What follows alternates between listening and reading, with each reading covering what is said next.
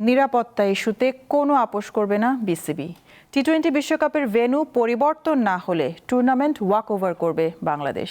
মঙ্গলবার আইসিসির সাথে অনলাইন মিটিং শেষে গণমাধ্যমকে এমনটাই জানিয়েছেন বোর্ড পরিচালক আসিফ আকবর।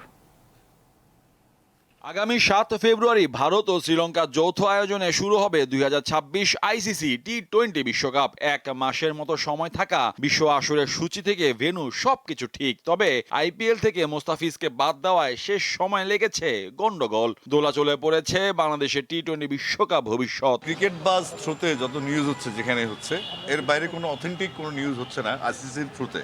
তো সেক্ষেত্রে আমরা অথেন্টিক কোনো কথাও বলতে পারছি না এখন। তো আমরা যতক্ষণ পর্যন্ত মেইলটা না পাবো ততক্ষণ পর্যন্ত কিছু বলবো না, বলতে পারছি না, কারণ এটা একটা বড় সড় বিষয়। আইসিসির এটা আমাদের ক্রিকেট অভিভাবক যেহেতু, তাদের রেসপন্সটা পাওয়ার পরে আমরা আপনাদেরকে জানাবো আসলে আমরা বিকল্প ব্যবস্থা কি নিচ্ছি। এটা তো এখন বলতে পারবো না, তারা তো ইমেল অ্যান্সার করেনি, এখন হয়তো করবে, আমরা অপেক্ষায় আছি।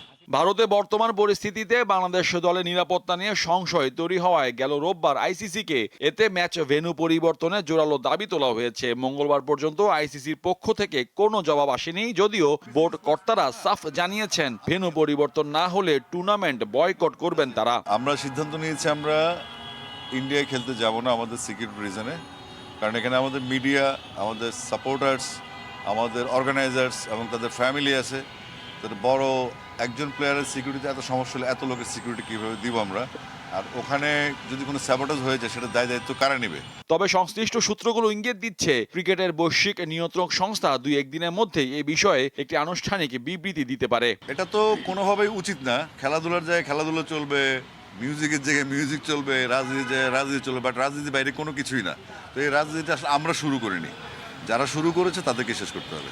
আইসিসি একটা সলিউশনে আসুক, এবং আমরা যেহেতু ভেন্যু শ্রীলঙ্কা এবং ইন্ডিয়া, আমরা তাহলে শ্রীলঙ্কায় ফেভার করতে চাচ্ছি আর কি।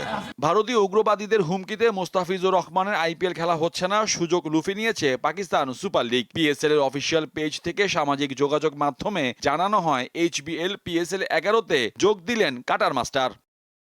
মোহাম্মদ হাসিব, দীপ্ত স্পোর্টস, ঢাকা।